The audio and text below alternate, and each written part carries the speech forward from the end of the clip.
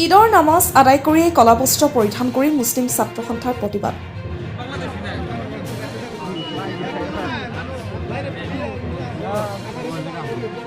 বিদেশী বিতৰণৰ নামত স্বদেশীক অত্যাচাৰ বন্ধ কৰক। বিদেশী নামত স্বদেশীক কাৰাশাস্তি ভয়ানক অভিযোগ মুছলিম ছাত্ৰ সন্থাৰ। অবৈধভাৱে উচ্ছেদ কৰা পৰিয়ালসমূহক চৰকাৰে সংস্থাপনৰ ব্যৱস্থা কৰাৰ দাবীৰে প্ৰতিবাদ। ভাৰতীয় নাগৰিকৰ ভোটাৰ তালিকাত ডি ভোটাৰ সূচোৱা বন্ধ কৰক। NRC কাম সম্পূৰ্ণ কৰাৰ লগতে চূড়ান্ত তালিকাত নাম থকা নাগৰিকক পৰিচয় পত্ৰ প্ৰদান কৰক। বৰপেটাৰ বৰ আগতীয়াত মুছলিম ছাত্ৰ সন্থাৰ কেন্দ্ৰীয় সভাপতি জালালুদ্দিনৰ নেতৃত্বত প্ৰতিবাদ। ঈদৰ নামাজ আদায় কৰি কলাবেজ আৰু বস্ত্ৰ পৰিধান কৰি হাতত প্লে কাৰ্ড লৈ চৰকাৰৰ বিৰুদ্ধে সাব্যস্ত কৰে প্ৰতিবাদ।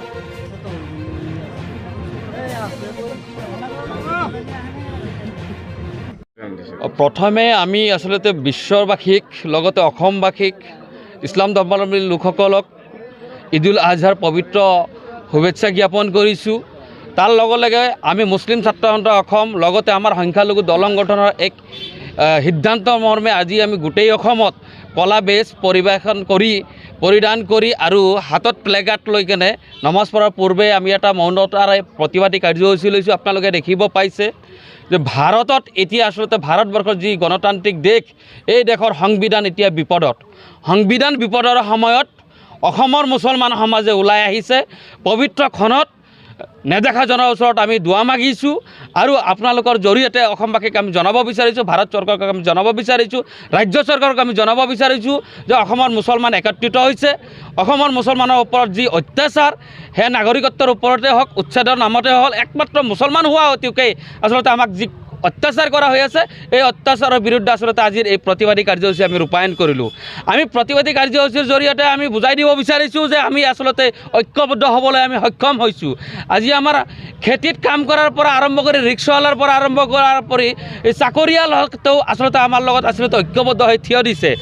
সমাজৰ সৰ্বস্তৰৰ ৰাইজ আজি আহি আমাৰ লগত থিয় দিছে। আমাৰ ওপৰত অত্যাচাৰ আচলতে ডি ভোটাৰৰ নামত, NRCৰ নামত সময়ে সময়ে যি অত্যাচাৰ হৈ আছে, অত্যাচাৰৰ বিৰুদ্ধে আচলতে আমি ঐক্যবদ্ধ হৈছোঁ।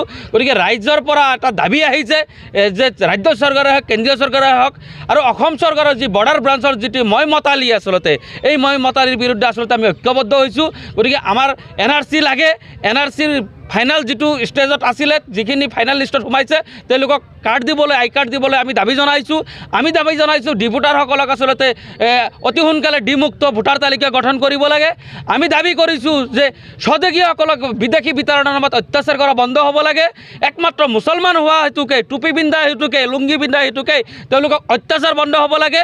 আচলতে ভাৰতীয় সংবিধান আৰু ন্যায়ালয়ৰ, উচ্চতম ন্যায়ালয়ৰ যিবিলাক নিৰ্দেশনা আছে, সকলো নিৰ্দেশনাক সন্মান জনাই আচলতে অসমৰ আৰক্ষী আচলতে কাম কৰিলে আমি ভাল পাম।